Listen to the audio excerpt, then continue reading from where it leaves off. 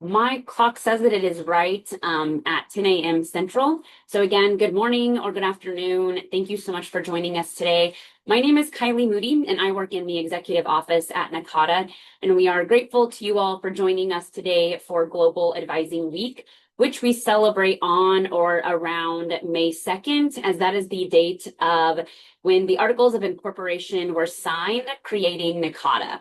So we are very grateful to all of you who serve as advisors, tutors, mentors, success coaches, the list goes on, for all of the work that you do in supporting students and helping them reach their goals. So thank you for all you do. I'm going to turn it over to Patrick from Sophia Learning, who is sponsoring this week's Global Advising Week activities, to say a little bit about Sophia Learning. Awesome. Thank you, Kylie. Good morning, good afternoon, everyone. My name is Patrick, and I'm here with Sophia Learning. We are, first off, again, really happy to be sponsoring Global Advising Week, and thanks to NACADA for having us here.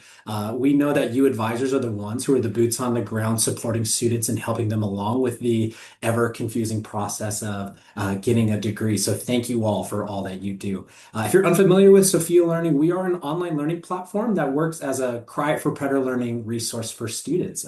Students can take self-paced, asynchronous courses that are all recommended by ACE for college credit that are designed to transfer to institutions like yours. This last year, we served over 240,000 learners across the United States, with over 3,500 actually in Missouri alone, which I think is really cool. So we hear a lot from students that they actually get recommended to our platform from their advisors. So we're grateful that we're able to help be a supportive resource for students in their academic journey. And so we appreciate all that you do. And now I'll pass it over to Ashley to have us continue on. Thank you, Patrick, so much for sponsoring us. So for those of you that don't know me, my name is Ashley Snell. I am NACADA Region 7 Professional Development Chair. I am going to share my screen now, and we're going to get this ball rolling. All right, so this is our first Advising Across Region 7 webinar, starting with Missouri Edition. I'm going to now have our panelists introduce themselves, starting with Erica. Hi, my name is Erica Long. I'm the Associate Director of Academic Advising at Missouri University of Science and Technology.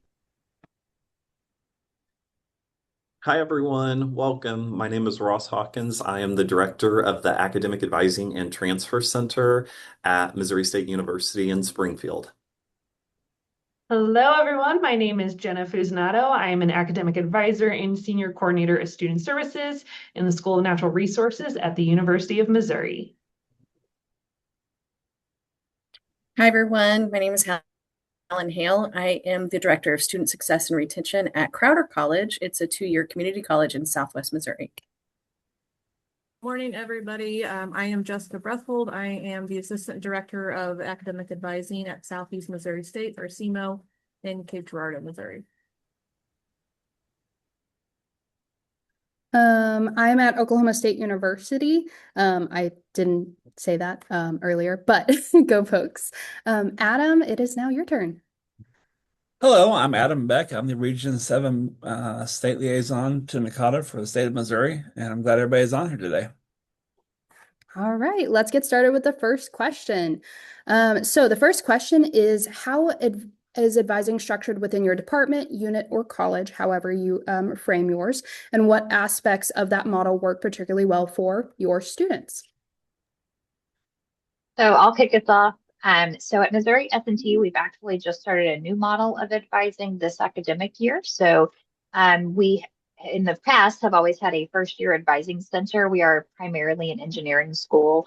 And so we had our first-year advising center for our engineering students, and then they went on to have an advisor within their major, sometimes faculty, sometimes professional. This academic year, we have done away with first-year advising. Everyone is put with a department advisor from day one.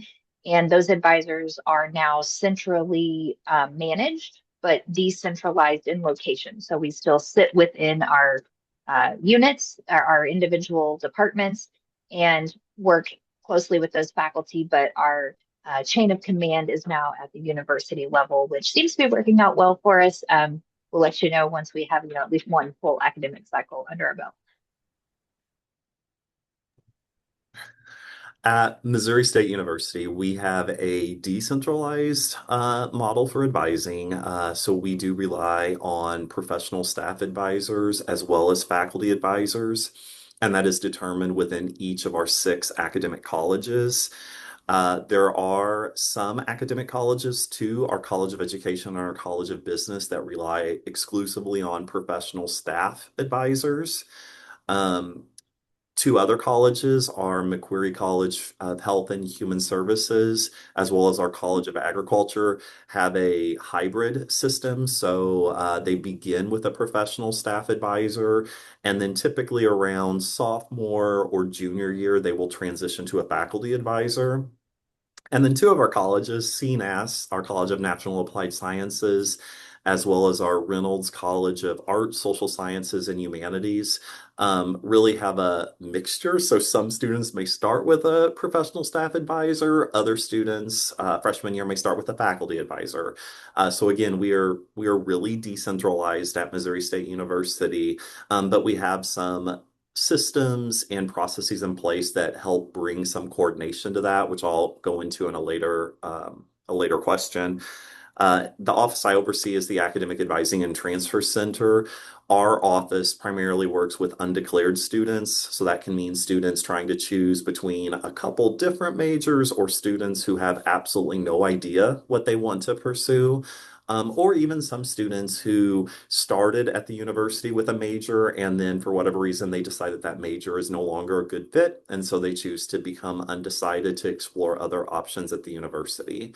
The advisors in the office also work with interdisciplinary majors. So our individualized major, which is for students who have a unique career or professional interest, they can create their own major, as well as the office oversees the Bachelor of General Studies program. All right. At the University of Missouri, we are also decentralized. Every college unit does something differently. Here I am within the College of Agriculture, Food, and Natural Resources, and we use the professional advisor model throughout the time. There are some faculty mentors sprinkled in there as well. But we do have those same systems that assist with collaboration across campus. So we are able to touch base with other advisors, specifically with major changes, or if interest in certificates or minors. I really enjoy the decentralized model that we have right now because it helps us get to know our students very well from the beginning. It also helps us feel very connected to the curriculum and the faculty of the program. Okay, so here at Crowder College, I oversee our Student Success Center, which houses our, I guess, our default professional advisors that are equipped to help enroll and advise for all of our majors and athletes. We also have some grant-funded advisors in our student support services. We rely heavily on them for assistance with their students. Each of our 5 satellite locations has an academic advisor that is embedded into their location. And then we have some academic advisors that are specialized with our career and technical training, our workforce development majors. So even that we're kind of their backup because there's only 2 of them, but yeah, so it kind of depends on their major and their location or their group belonging, I guess, as you could see, but we're all professional advisors. And at SEMO, we're also kind of a mix. We have 4 different campuses or groups that we usually think about with advising. We have 2 regional campuses, an online advising office, and then our main campus advising, which usually also doesn't house our transfer advising center, but they're over in admissions, but we kind of group them in with the main campus folks. I'm housed at our main campus advising office, so I'll speak primarily from that perspective. We are in one office but split over 2 different locations, which is confusing. But we primarily advise freshmen, maybe like 65 to 75% of our freshman class. We advise. The other freshmen would go on to faculty, and then we do continue advising some majors depending on admission criteria, their academic standing, and all of that. but eventually all students do go on to a faculty advisor at some point. We used to be decentralized within each academic college. It's been a few years now, but it has definitely helped for us to move into more of a centralized piece. We're not all reporting to different academic, straight to the deans. So that has helped with us being able to do training programs and having more of a central location, depending if they go to the correct office or not, the central location for students to come and ask questions and meet with somebody.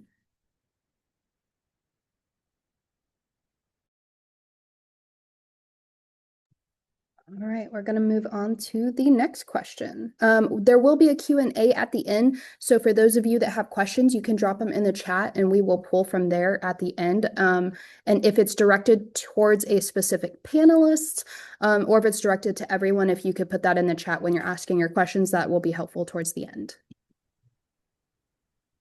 Okay, the next question is, what are the most common advising challenges your department, unit, or college encounters, and how have you adapted your practices to address them? Okay, so it's hard to narrow stuff down when they sent these questions. I was like, oh, we're supposed to pick just a couple. I think we all experience, the same kind of challenges, but maybe solutions are unique based on your student body and things like that. So at Missouri S&T, one of the biggest challenges we faced, and the reason we changed our model, was a complaint from students that they felt like they were bounced around from advisor to advisor. They would start with a first year advisor, then maybe get a faculty advisor, maybe get a department advisor, professional advisor. And so one of the things we did was change it so that they have an advisor from day one, ideally, unless they change their major. Our advisors are also put into groups of pods. We did a little research to see where, if students change their major, where do they typically go? So we tried to group those advisors together so that they could possibly stay with the same advisor, even if they changed their major, as long as it wasn't a drastic change. With being an engineering school, primarily about 80% of our students are STEM majors. So one of the other challenges we really face is advising students out of their major. I think in my 15 years, that's been one of the biggest things that I have always struggled with, and tried to find unique ways to help them when they may realize academically this isn't going to work out, and what might be a good fit for them on our campus. Because frankly, they came here to do engineering or science of some kind. Typically, we do have humanities and social science majors and a great business department. It's just not as common for students to come here intentionally for those majors. And so advising students out of their major is probably one of the biggest challenges that we have. And really, it's just a finesse of learning the student individually over time. Ideally, my strategy is that ideally they will come to the conclusion that I want them to decide on through our conversation. So it's a slow process of maybe mentioning some other majors, putting them in touch with faculty, helping them see that a change of major is not in any way a negative thing, and that they can hopefully realize for themselves, like, hey, this isn't going to work out. And I need to make a better decision for myself. And most of the time, we can get them on board with that. The third one I wanted to mention, and I think whether you're a STEM school or not is always probably a challenge, is math preparedness. And so in most of our engineering programs, Calculus 1 is the first class that counts towards their degree plan. Obviously, a lot of students come in, they are not calc prepared. And so making sure that they can get what they need to be prepared for calculus and not delay graduation. And so we have some summer programs. We have a fast track math program for students who placed prior to Calc 1, where they can do some kind of self-paced tutorials, retake their the quizzes at the end, and then the math department will give them credit for those classes. And they can do that as much or as little work as they want to put into it the summer before they get here. And then we also make sure that we do offer all of our math courses online every summer, so that if a student does start in a lower math class, they can kind of get caught up over the summer and make sure that they can still be on track for that 4-year graduation time.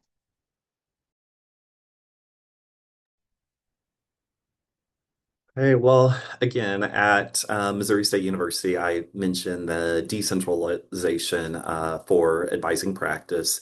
I want to echo what Jenna mentioned at University of Missouri, how with that decentralization model, a positive is that each of those academic units or colleges can really tailor their advising systems to meet the unique needs of their students. And so that can absolutely be a pro of that decentralization.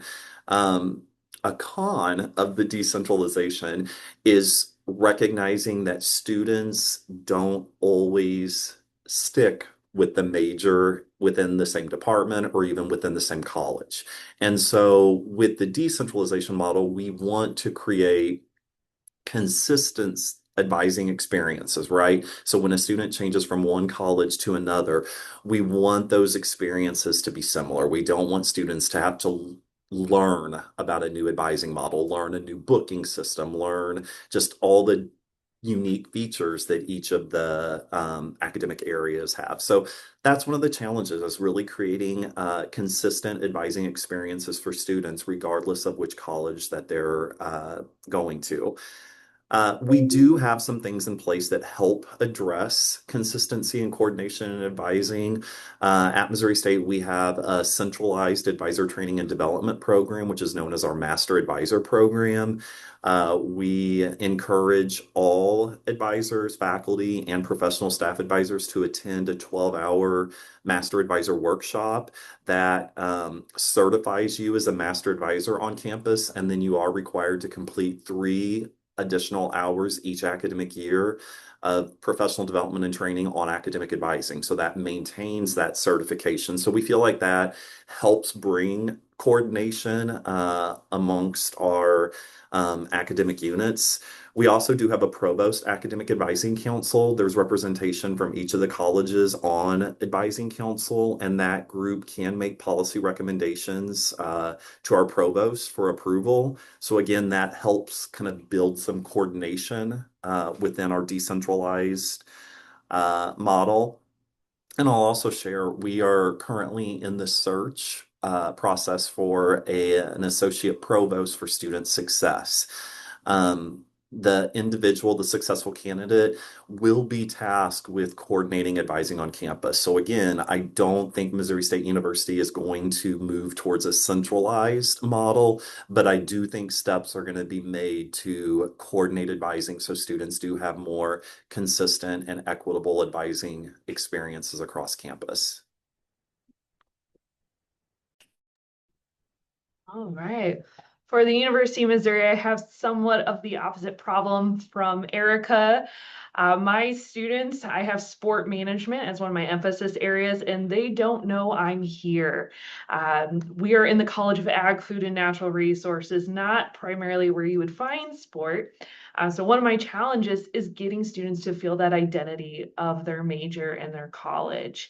I've adapted different practices to showcase those parallels between going disc golf in parks or bass fishing tournaments with Fisheries and Wildlife, but we do have our Hall of Stuffed Ducks and Hall of Stuffed Animals, as I like to call them. So finding identity in their academic home has been one of my challenges. Another challenge that I've seen is just the sheer numbers of students.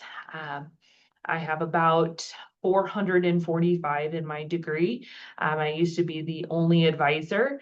I have now worked with my internship coordinator to share some of that. So being able to give the time and energy towards each student that they deserve. We've looked at group advising, peer models as well, and we're looking to adapt into a peer advising model, look at some of those options. Another fan favorite I've used is mail merge. Yay! So really enjoy using that to be able to communicate with students and still be able to have some of that individualization when needed, and then generalization where it does cover everyone. I enjoy getting to know all those students, but it does take a lot of time to make sure I work with all 445 of them.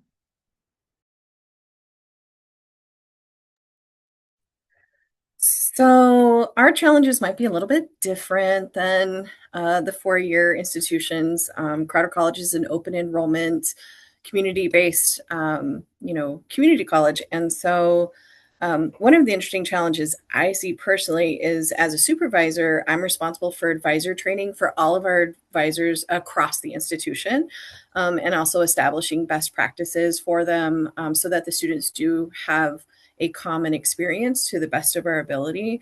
But if there are complaints or concerns, I don't actually have supervisory authority over all of them, only my team. And so then I have to, anybody outside of my department, if I get those complaints or concerns, then I am reaching out to their direct supervisors and having that discussion with them. So that poses a little bit of like supervisory challenge as it may be. But I was asking my team this morning what challenges they foresee being common that we've had recently. And I don't know how you all are handling things, but a few semesters ago, we had to start implementing changes regarding fraud students, like the ghost students who are coming through.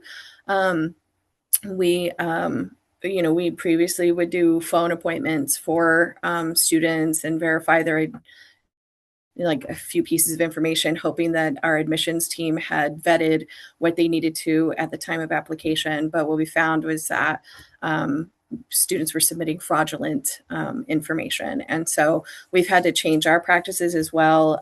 As an institution, we had to change practices.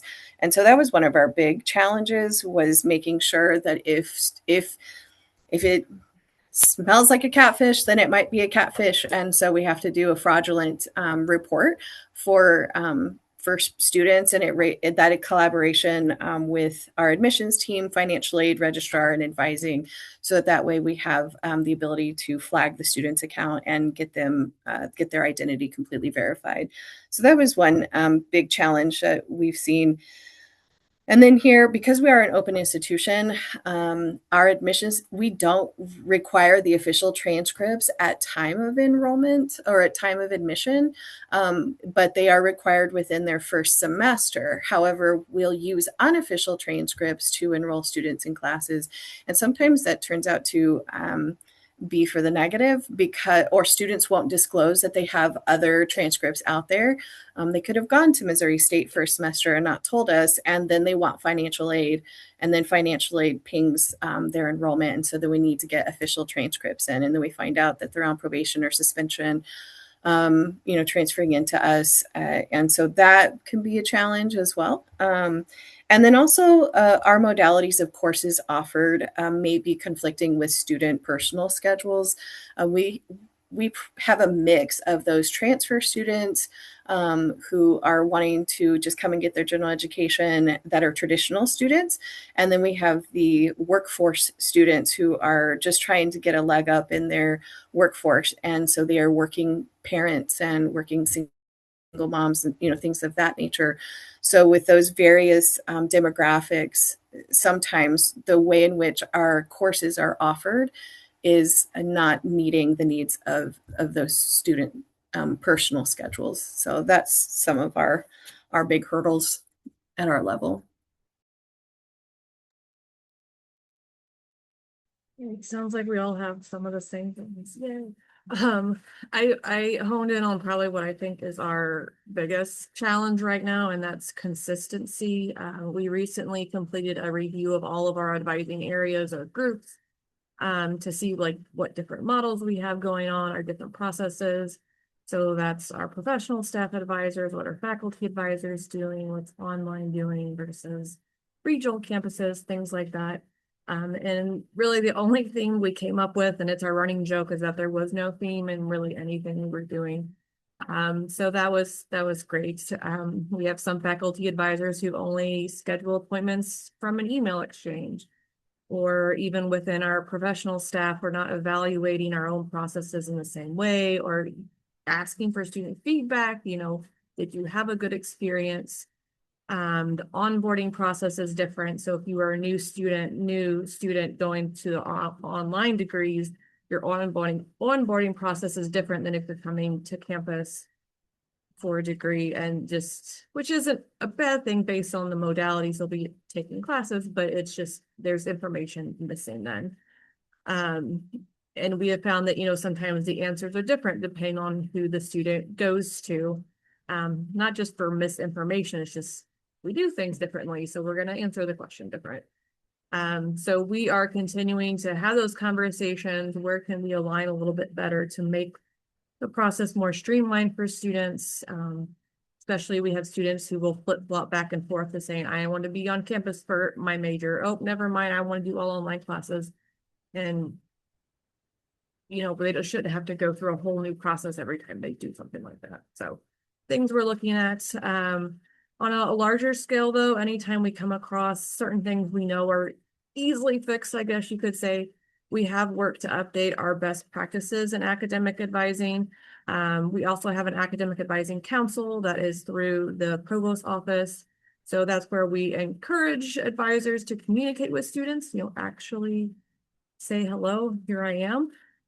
You know, stay up to date with programs, policy changes, you know, take part in professional development. Put your advising notes in a place that are easy for students to get to. We use Starfish, so you know it's right there. It's real easy. So just we put that out there, but again, they're just best practices. So we don't have the power to mandate any of this except for like our own offices and our individual, you know, staff. So again, yeah, consistency.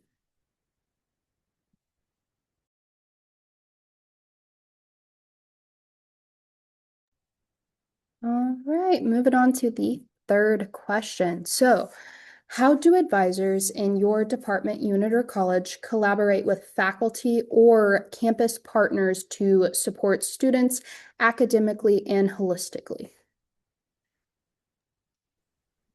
Yeah, so at Missouri S&T, you know, similar to what University of Missouri and MSU have, we are, like I said, centrally managed for our professional advisors, but we do still have some colleges and departments who, we only have 3 colleges at our institution.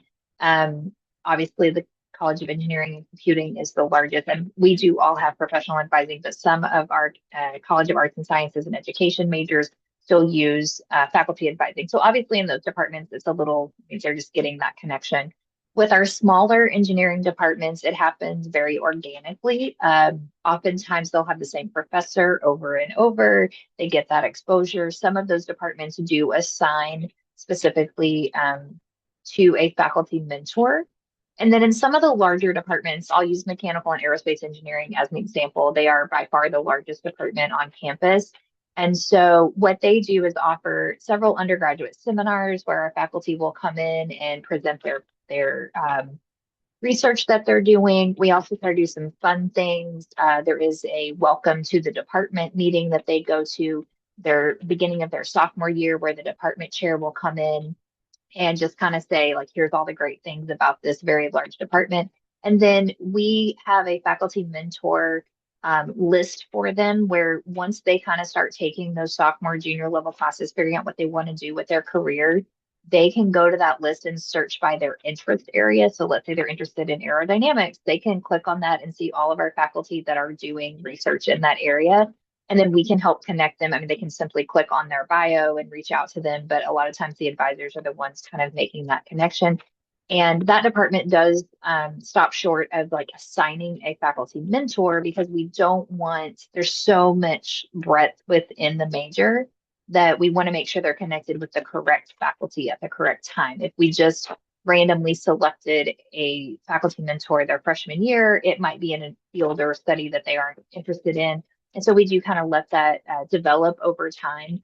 I think as with most majors, even in engineering, the first 3 to 4 semesters is pretty much the same. We have 18 engineering disciplines on campus. They're pretty much the same curriculum for at least 3 semesters. And so they've got time to kind of figure that out, figure out what they want to do, make sure they're in the right major. And then even in our College of Arts and Sciences, we have, so for instance, biology, we have a certain faculty that handles all of our pre-med students. We have a faculty that handles our education students. And so we get them to the right person. A lot of it does just happen organically, though, through conversation, finding out what the student is interested in and making sure we just make that connection for them and help them reach out to a faculty member.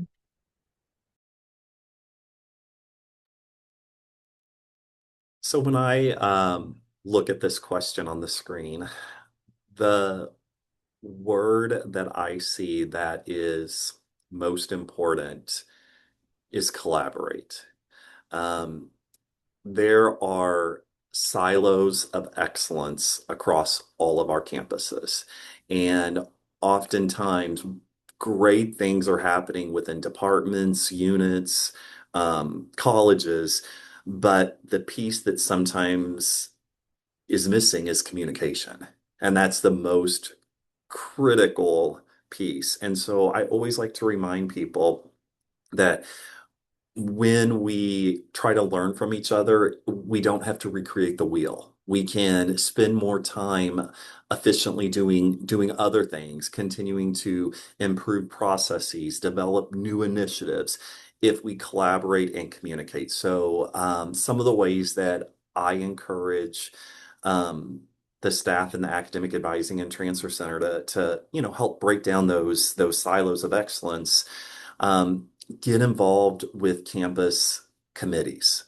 I encourage the staff, and again, I know I want to be sensitive when I say this because I know that there are some individuals in this meeting who may have 3, 4, 500 advisees, and it can be incredibly challenging. But I do think when we try to involve ourselves within our community of advisors, there can be things that can help us even learn more effectively how to manage those large caseloads. So I don't think there is an excuse for not collaborating and not stepping outside of our individual units to partner with an advisor from a different department. Again, to serve on a committee, whether that's a university committee, whether that's NACADA, whether that's NACADA, whatever that may look like, we have to continue to talk to individuals, faculty advisors, professional staff advisors, learn from one another. At Missouri State, the 3 ways that we really make this happen is 1, our advisor training and development program. Our office oversees that program, but we have representatives from all colleges participate. And when I say participate, present information. You want to get buy-in from faculty, from staff, from many campus stakeholders to, again, serve on campus-wide committees. And 3, utilize faculty for their area of expertise. Right now, Missouri State University is working with Dr. Jeff Foster, a faculty member in our psychology department, and he's really studying through research kind of surveys for incoming first-time new and college students at orientation, asking a variety of questions, and then really looking at the responses to those questions and how that can impact retention. And so that's a great way to use a faculty member to help with an advising kind of research area, right, with retention. So I encourage you all to think outside the box and again, collaborate. I love that Ross said, don't reinvent the wheel. Absolutely. We have great things that we can share and adapt for our purposes. I can speak for my college specifically. This morning, I was sitting in a faculty member's office chatting about different students and different strategies we can use. Daily, I work with my faculty. I assist in the schedule of courses to make sure we're not overlapping co-requisites, looking at how our numbers impact. And that happens with our college because we are 1 advisor per degree program, some degree programs, 1 advisor for 2 of them. So that's how our college works. And then campus partners, we have our advisors forum, and we invite our campus partners, whether that is our wellness center, our women's center, everyone can come and present what they are doing so we know and can distribute to our students. We have our big summer welcome advising session coming up here for Advisors Forum. So we're going to hear from the math department. We're hearing from communication, some of our big ticket courses that everyone looks for. And we look at how we can make sure that we're following the procedures that they're setting up to make sure our students are ready for certain courses, or how to find unique, fun things that students can do to help them make the most of their time here. So I really enjoy the way that we collaborate with our faculty here in the College of Ag, Food, and Natural Resources. And I enjoy having that advisors forum, a way to gather all advisors in one spot to learn more, especially when things change quickly, or just keep us in the know. So, yeah. I'll echo a little bit of what Ross and Jenna said. Here at Crowder, we are encouraged to participate in different committees throughout our institution. So we have different voices among all of our committees. And annually, I work with our academic division chairs to schedule in virtual Teams meetings with all of our advisors to do catalog updates or program updates with us. And that's been something that's been very beneficial because all of our advisors across the institution are expected to have an understanding, at least if they're not enrolling a student in a specific course or it's not offered at their campus, they have to have at least a knowledge base of what is existing in our catalog. And our catalog is updated every year annually. So we do these catalog update meetings with the division chairs virtually. So that's been very helpful to stay in collaboration with our faculty and academic affairs. And then it's always an all hands on deck when it comes to new student welcome. Even though admissions puts it on, everybody is helping with new student welcome and orientation. We do some pre-enrollment activities with our campus housing students, with our athletic teams. Each athletic team has an individual meeting where we're working with them to make sure they're successful. And then I'm kind of lucky in my spot because I supervise student success and retention. And with that, I have our advising, but I also have career and transfer services and also tutoring and testing. So I supervise a lot of different areas, and so I'm able to collaborate with career and transfer services to partner for those workshops and things of that nature for the student. And then tutoring is also right here with us, as well as our testing center. So when students need to do makeup testing or specialized testing, we have a hand in that directly. And so we know where to refer the students. And then I'm also partnering with our accessibility office. They're right here, and also counseling. So it's a unique blend of services that we're able to do that. And then in addition to that, I report to our student affairs VP, and we've started doing a weekly cadence of a virtual team meeting across the institution for student affairs. We call it the SA Weekly, and everybody's allowed to join on. And it's it's scheduled for an hour, but it usually only lasts 30 minutes. And then directors of each one of our student affairs departments and anybody that's representing our business and finance or information services, if there are college-wide announcements that need to go on, or departmental updates and activities and things of that nature. We talk about those each week so that everybody is aware of what's going on. And so that's been something nice that's helped with communication across the institution.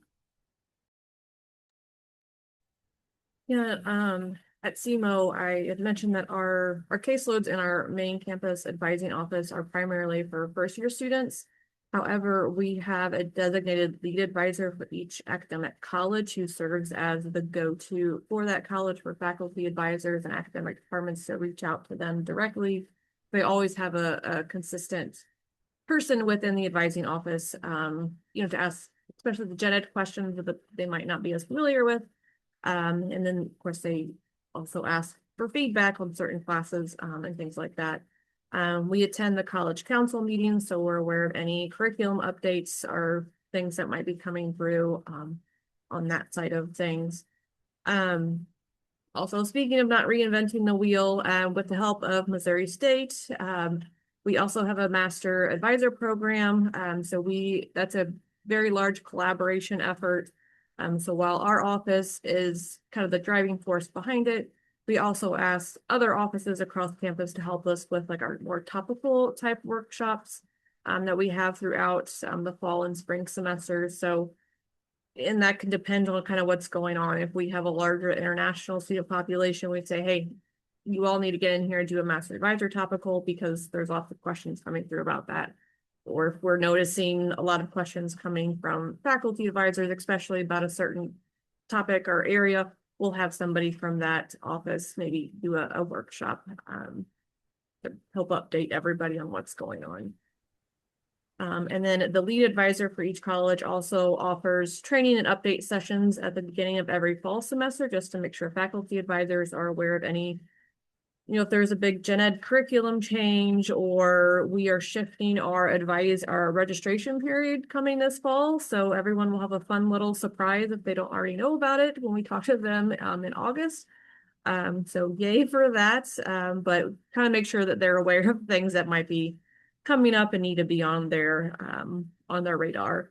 And then our academic advising council, which is through the provost office, but it has members from all across campus. So not only advising staff, but also admissions, financial services, faculty representatives, to make sure all voices are heard who might be impacted by advising related type decisions. Great. Awesome. Thank you so much, panelists. Just due to time, and I am anticipating quite a few questions since we have about 46 of you guys in here, we're going to go ahead and jump over to the Q&A. There are already a few questions in the chat that Adam is going to read out to our panelists. If you also have a question, please drop it in the general chat and we will read them out one by one. If there isn't that many, then we will come back to a question 4. But I want to give the audience enough time to also be able to ask their questions to our panelists. So I'm going to jump to that slide and Adam can read the first question. So one of the questions in the chat was, for those of you with a split model where students start with a staff professional advisor and transition to a faculty member, how do you all connect students with their future faculty advisor during that first year? And what does that transition look like?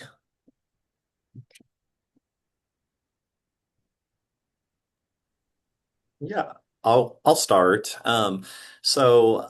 Again, it looks different depending on the academic college. So, for example, within our Dar College of Agriculture, it is our smallest academic college. So the handoff is very personal. And what I mean by that is typically the advisor in the College of Agriculture will send the faculty advisor an email, copy the student, do that introduction. Sometimes if the faculty member is currently in the office, the advisor will just walk the student down the hallway and say, hey, I just wanted you to know this is your new advisor. And they just do kind of a quick, hi, good to see you. I look forward to meeting with you. So with that college, because it's a smaller academic college, that really kind of personal handoff is possible. On the opposite side are Health and Human Services, because that's a larger college. It is more of a reassignment process where the student is reassigned to a faculty advisor. The student would look in the student database in the portal to find out who their new advisor is, and then they are encouraged to reach out to that faculty advisor and do an introduction and just say, hey, I'm one of your new students. I'd be happy to meet with you. So again, it's all about scale and how many students we're talking about. We try to warn the students, I guess, for lack of a better word, say, hey, after your first year, or if we notice they're meeting the criteria, if there's admission criteria, say, hey, once you complete your first year or you're admitted to whatever program, you will have a faculty advisor. So watch for that update. Typically, it's a mail merge situation of, hey, congratulations, Johnny, you did it. Here's your new faculty advisor and how to contact them. We don't always, unless the chairs decide to share that out, because typically the chairs or the department administrative assistants tell us who to assign the students to faculty-wise, unless it's just happens to be a program where only one faculty advises for that program. So sometimes faculty just don't know they have new students, which has been a complaint. But again, with scale and just, a bunch of one-offs, sometimes it's hard to manage that. But yeah, mail merge and email is really how students are notified.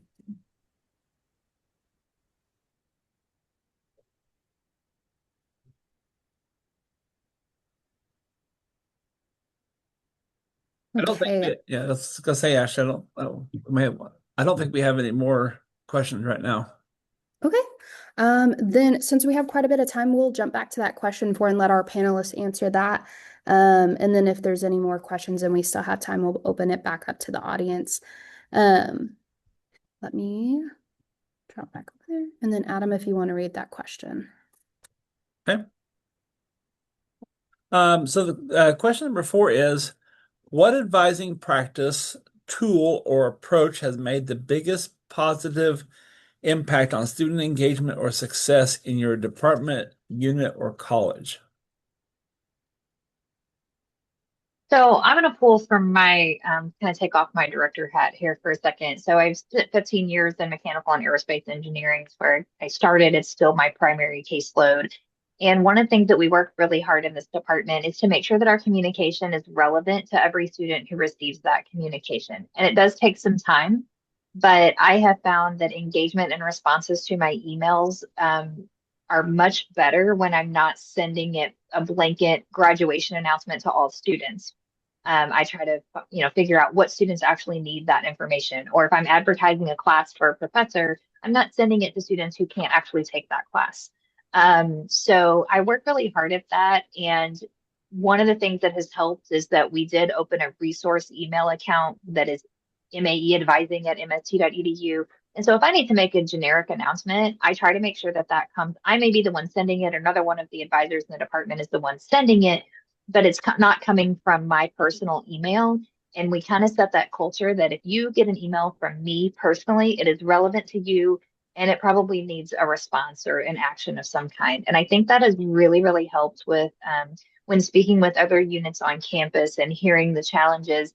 Not to say that we don't have students that ignore our emails, we certainly do, but it does feel like it's a little bit less and it's easier to address because we're very clear that any email that comes to your inbox from your academic advisor is relevant to you. And like I said, some of that does take time. And yes, there is a time and a place for that mass email announcement, but we try really, really hard to make sure that we are pulling that cohort of students. We have different ways to filter our students to make sure that that information is going to the correct students. And so that is one of the things that has really helped with just getting those responses.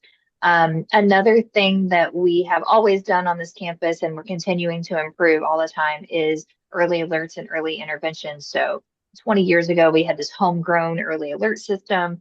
And then about 10 years ago, we did buy Starfish so that we have a more concise across campus early alert system. So our professors can raise flags for students. We can raise flags for students as advisors, and just trying to be more proactive and less reactive.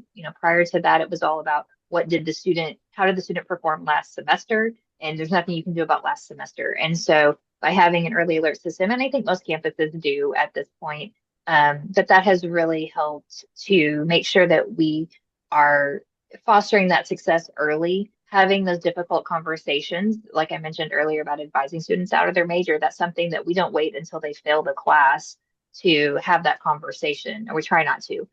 So we try to work really hard to recognize those challenges early on, to have frequent discussions, especially if a student has already been on academic probation, and have that interaction with them frequently so that we can make sure it doesn't happen again and that we can correct the behavior as much as possible. But the early alerts is definitely something.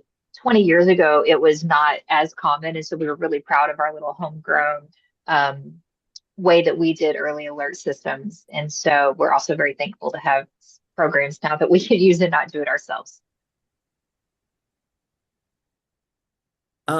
So I would say two things. One, availability and relationship building. I think it's important for advisors to make themselves available to students and really focus on that relationship building piece. Again, as a director, I still carry an advisee load, although it's not nearly as high as many of the advisors on campus.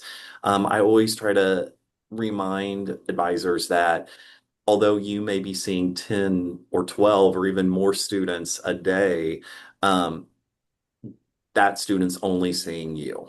So you are that student's advisor. So I know it can be really challenging when you're at the end of the day to still have kind of give the best possible part of you to that student. But I just really believe in the value of relationship building. So that's something I wanted to emphasize.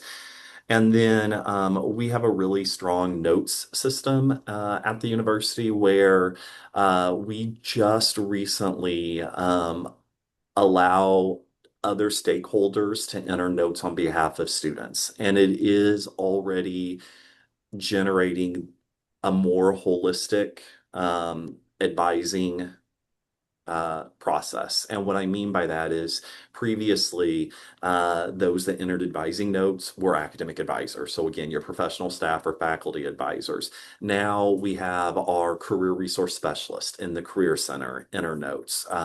We can have individuals from financial aid, from athletics. So we have an athletics center here on campus where they do some tutoring and some reach out to our NCAA athletes. So it's really creating this, holistic style of advising where now I can see, oh, my student did follow through and meet with someone in the Career Center because note was created by a career resource specialist. So it is the beginning of hopefully moving into a holistic advising process. All right. Can I be cheesy and say dual monitors has been very helpful? I love my two screens. But in realistic, I have a small degree program in terms of the larger Mizzou context. So I actually have worked with our orientation instructor to where I can come in every semester on one day and go over advising and see these students in the classroom. And then give time after class to be able for them to come down. Yes, we have already met for our summer orientation and advising session, but here's another space when it's more of like it's school mode, it's not summer, let's chat. And I go over kind of the big things. I talk about my last name is very unique in this state. So if I send you an email, it is from me and I want you to answer. We also just implemented Stellic, a brand new system. And it's a learning curve. I can't say we're best friends just yet, but I really appreciate how Mizzou has let us be testing for it, giving honest feedback. It helps put activities as well as classes into Stellic so I can always touch base and say, hey, we were talking about you looking into law school. How is that going? And it helps memory boost to create that relationship building. That's very important.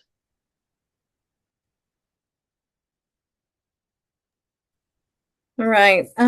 So other than having open door policy and having relationship building, like Ross had mentioned, and again, early alert systems, we implemented and thought it well, the time it was Anthology Reach. And Anthology has sold Reach now to Incura, so it's going to be Incura. But anyway, we are our admissions team implemented the application portal, and our Succeed team has implemented the Succeed. So our tutoring coordinator has been working to do automatic academic alerts when instructors are inputting grades into Canvas. So if they have, like if they get a D in one of their classes, they're getting an automatic alert raising a flag for us, so that way we can communicate with those students. As far as advising goes, we were noticing some issues with persistence among our housing students and also among some of our athletes a few years ago. And so we started implementing pre-enrollment activities with them, specialized just to their population, where we would have individual team meetings regarding pre-enrollment and also making sure they were on track for graduation, and reminding them to apply for graduation. And then also with housing, we were sending them their degree audits and meeting with them so that way they knew that we were kind of in their face, I guess, if you so to speak. And so those activities, I think, have really helped with our side of things as far as tactics and whatnot. One of the larger things that we've implemented at SEMO is a peer advising program, as well as academic success coaches within our main campus advising offices. Lots of weeds and details with all of those programs. But with like peer advising and the coaching meetings and conversations that students are having, students are already starting to have and think about, okay, what are my actual challenges, so that we don't have to cram all of that conversation along with the actual advising. Hey, what are we doing next semester? How is this class going? All of that into one conversation. So we have a note system within Starfish where, again, we can see all of those comments and notes that are made from a peer advisor or from a success coach.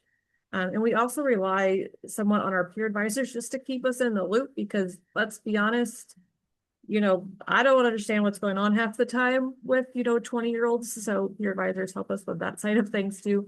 They also do some workshops, like how to actually enroll, like the legit process. This is how you look up classes. This is how you register. Especially for our newer students, just sometimes the process is overwhelming and daunting. So it sometimes comes over nicer if you hear it from a peer. So that's kind of been nice for them to be able to explain it and use the same screens that they're using, things like that.